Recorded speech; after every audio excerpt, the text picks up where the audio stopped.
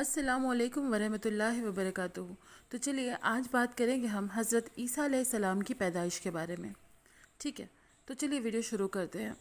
ایک دن حضرت بیوی مریم نہانے کے لیے پردہ کر رہی تھی کہ اتنے میں حضرت جبرائیل علیہ السلام ایک خوبصورت جوان کے روپ میں ان کے پاس آ پہنچے۔ وہ ڈر گئیں اور بولیں، میں تم سے اللہ کی پناہ چاہتی ہوں۔ آپ نے فرمایا، مریم ڈرو مت، مجھے خدا نے بھیجا ہے۔ میں تمہیں یہ خوشخبری سنانے آیا ہوں کہ اللہ پاک تمہیں ایک صاف ستھرا پاک بیٹا عطا فرمانے والا ہے۔ یہ بات سن کر انہیں بڑا تعجب ہوا، کیونکہ ابھی تک ان کی شادی نہیں ہوئی تھی، اور شادی ہوتی بھی تو کیسے؟ آپ کو تو آپ کی ماں نے بیت المقدس کی خدمت میں وقف کر دیا تھا۔ کہنے لگیں، میرا بیٹا کیسے ہو سکتا ہے؟ مجھے تو کسی مرد نے ہاتھ نہیں لگایا ہے۔ میں بدکار عورت بھی نہیں ہوں، کیونکہ بنا مرد کی صحبت کے اولاد ہونا فطرت کے خلاف ہے۔ آپ نے فرمایا، مریم تم جو کچھ کہہ رہی ہو صحیح ہے کہ تمہیں کسی نے ہاتھ نہیں لگایا، تم بدکار عورت بھی نہیں ہو، لیکن اللہ یہی چاہتا ہے کہ وہ تمہیں بنا کسی مرد کی ملاقات کے اپنے کرم سے ایک بیٹا عطا فرما دے، اور یہ کام اس کے لیے کوئی مشکل نہیں۔ اس نے تو آدم اور حوا کو بنا ماں باپ کے پیدا فرمایا ہے۔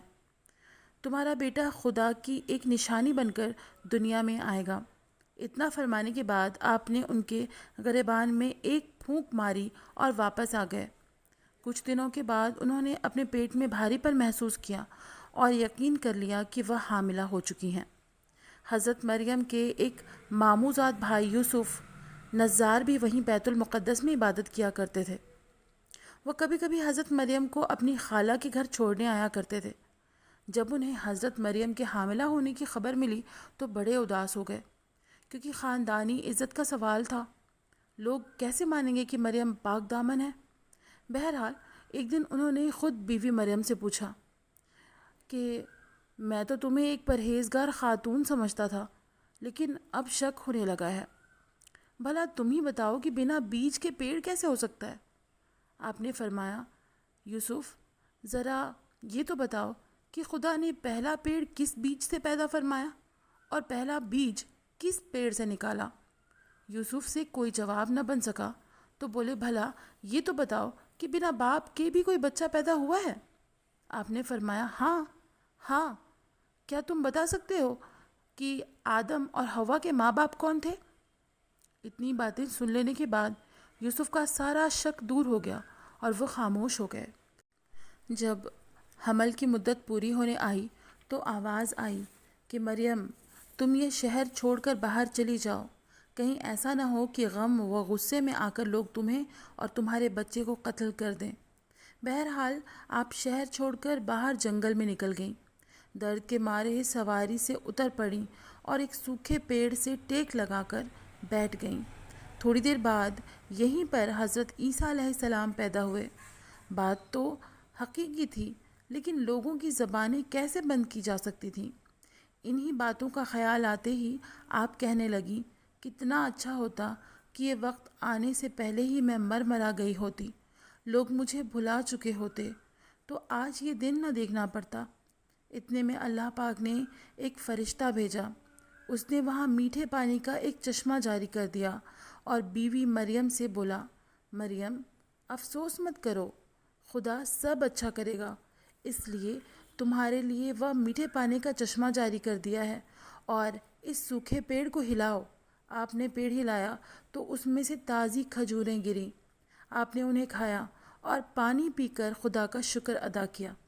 آپ نے اس فرشتے سے پوچھا کہ ذرا یہ تو بتاؤ، لوگ میرے پاس آ کر اس بچے کے بارے میں جب پوچھیں گے تو میں کیا جواب دوں گی؟ تو فرشتے نے کہا، تم اشارے سے انہیں بتا دینا کہ میں نے روزہ رکھ رکھا ہے، اس لیے بات نہیں کروں گی۔ وہ فرشتہ بول کر چلا گیا۔ ادھر جب شہر والوں کو بیوی مریم کے غائب ہونے کی خبر ملی تو تلاش میں نکل پڑے، اور جب انہیں دیکھا تو مارے غم اور غصے کے اپنے کپڑے پھاڑنے اور سر پر دھول ڈالنے لگے۔